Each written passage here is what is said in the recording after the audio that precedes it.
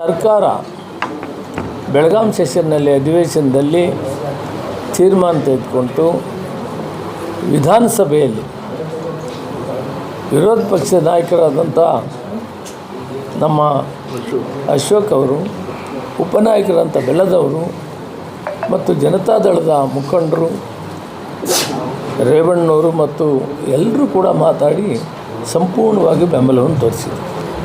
Unanimous ಆಗಿ ವಿಧಾನಸಭೆಯಲ್ಲಿ ಒಳ ಮೀಸಲಾತಿ ಬಿಲ್ಲು ಪಾಸಾಗಿದೆ. ಅದೇ ರೀತಿ ವಿಧಾನ ಪರಿಷತ್ತಿನಲ್ಲಿ ಕೂಡ ವಿಧಾನ ಪರಿಷತ್ತಿನ ವಿರೋಧ ಪಕ್ಷದ ನಾಯಕರಂಥ ಛಲವಾದಿ ನಾರಾಯಣಸ್ವಾಮಿ, ರವಿಕುಮಾರ್, ಸಿ ಟಿ ರವಿ, ಭೋಜೇಗೌಡರು ಮತ್ತು ಸಾಕಷ್ಟು ಜನ ದಳ ಮತ್ತು ಬಿ ಜೆ ಪಿಯವರು ಕೂಡ ಸಮ್ಮತಿ ತೋರಿಸಿರು. ಯುನಾನಿಮಸ್ ಆಗಿ ಬಿಲ್ ಪಾಸಾಗಿದೆ.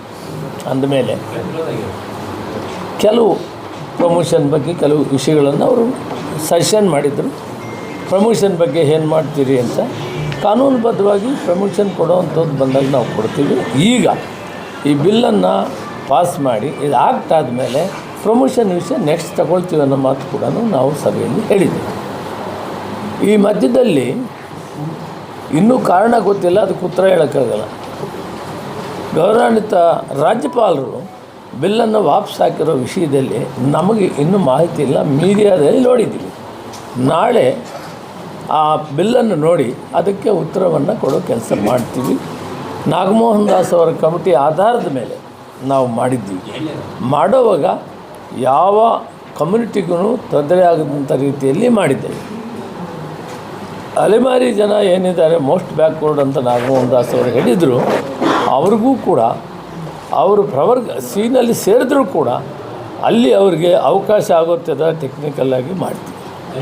ಅವ್ರಿಗೂ ಕೂಡ ತೊಂದರೆ ಆಗಲ್ಲ. ಇಷ್ಟಾದರೂ ಕೂಡ ನಮಗೆ ಮಾಹಿತಿ ಪೇಪರಲ್ಲಿ ತಮ್ಮ ಮಾಧ್ಯಮದಿಂದ ನೋಡಿದ್ದು ಅಲೆಮಾರಿಯವರು ಅರ್ಜಿ ಕೊಟ್ಟಿದ್ದಾರೆ. ಅದಕ್ಕೆ ಇದನ್ನು ಪರಿಶೀಲನೆ ಮಾಡಿ ನೀವು ಕಳಿಸಿ ಅಂತೇನೋ ವಾಪಸ್ ಹಾಕಿದೆ ಅನ್ನೋದು ಮಾಧ್ಯಮದಲ್ಲಿ ಕಂಡಿವಿ. ಸರ್ಕಾರಕ್ಕೆ ಏನು ಬರೆದಿದ್ದಾರೆ ಇನ್ನೂ ಮಾಹಿತಿ ಇಲ್ಲ.